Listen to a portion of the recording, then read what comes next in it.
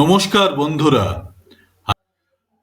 Macro কি করে এক্সেলে তৈরি করতে হয় তার একটা বেসিক আজকে আমরা এই ভিডিওতে শিখে নেব।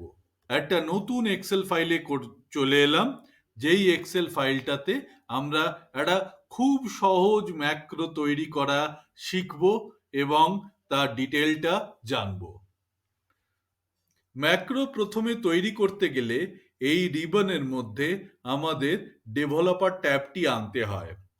ডেভেলপার ট্যাবটি আনতে গেলে এই রিবনের কোনো জায়গায় রাইট বাটন ক্লিক করে কাস্টমাইজ রিবনে গেলে এইখানে দেখা যাবে আপনার ডেভেলপার ট্যাবটি ক্লিক করা নেই। সেখানে ক্লিক করলে আপনার ডেভেলপার ট্যাবটি চলে আসবে রিবনের মধ্যে। রিবনের মধ্যে ডেভেলপার ট্যাবটিতে যদি আপনি ক্লিক করেন তাহলে দেখতে পাবেন এখানে ভিজুয়াল বেসিক্স লেখা আছে। ভিজুয়াল বেসিক্সে ক্লিক করলে এই রকম একটা পেজ চলে আসে। সেখানে আমরা যদি ইনসার্টে যাই এবং ইনসার্ট থেকে মডিউলে যাই, নতুন মডিউলে, তখন দেখা যাবে আমাদের প্রোগ্রাম লেখার একটা জায়গা তৈরি হয়ে গেছে। এখন এখানে ভিজুয়াল বেসিক্সের নিয়ম অনুযায়ী আমাদের ম্যাক্রো তৈরি করার জন্য আমাদেরকে প্রথমে লিখতে হয় সাব।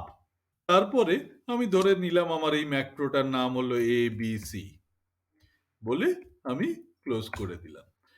এন্ড সাব হয়ে গেল, মানে আমি একটি সাব তৈরি করলাম ABC, সেটা শেষ হয়ে গেল, ম্যাক্রোটি শেষ হয়ে গেল। কিন্তু ম্যাক্রোটিতে আমি কিছু বলিনি। এবারে আমরা বলা শুরু করছি। ধরা যাক আমরা এখানে বললাম selection selection SELECTION dot font dot bold. তাহলে আমার এইখানে কি হলো? এখানে দেখা গেল ABCটার মধ্যে আমি লিখে দিলাম selection dot font dot bold is equal to true, মানে যে সেল, মানে আমি যে সেলটি সিলেক্ট করব সেটি সবসময় বোল্ড হবে।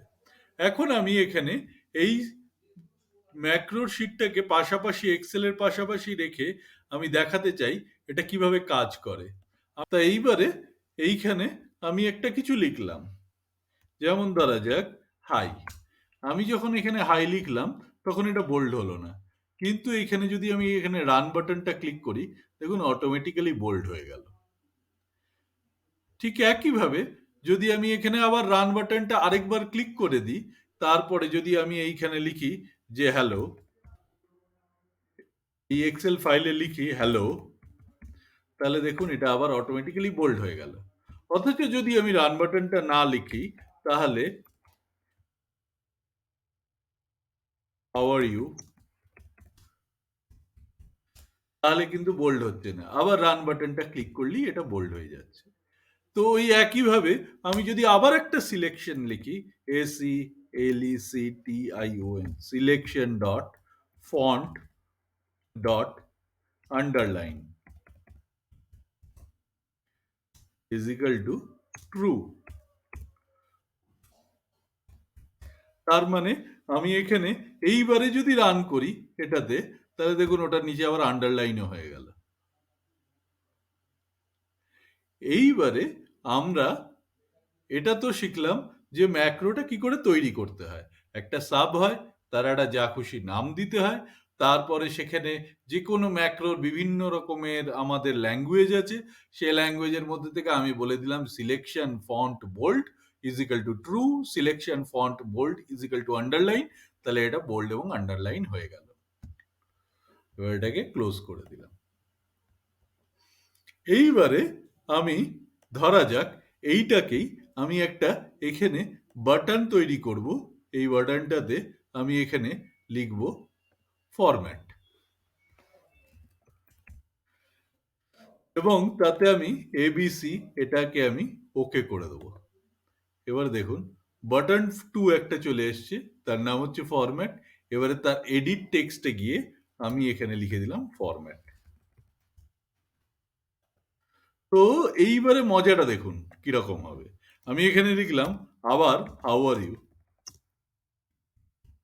এবারে জাস্ট এই বাটনটাতে ক্লিক করলাম, এখানে লিখে ক্লিক করলাম, দেখুন ওটা বোল্ড আর ইটালিক হয়ে গেল। তার মানে আপনি ভাবুন, যে কোনো একটা ফরম্যাট আপনি তৈরি করছেন, যেই ফরম্যাটটাতে আপনার কিচ্ছু করা নেই। যেমন ধরা যাক serial number, name, class, section, subject ইত্যাদি করে আপনি এটি তৈরি করলেন। এবারে আপনার এই যে ওপরের এটাকে আপনি বোল্ড আর ইটালিক করতে চান একসঙ্গে, তখন আপনি এখানে বোল্ড এবং আন্ডারলাইন টিপবেন। আমরা কিন্তু এখন ম্যাক্রো শিখে গেছি, আমরা এখন এসব টিপব না। আমরা এখন কি করব? ফরম্যাট বলে যে সেলটা সেটাতে ক্লিক করে নেব। আশা করি আপনারা একটা ম্যাক্রোর শুরুটা খুব ভালোভাবে করতে পারলেন। Thank you.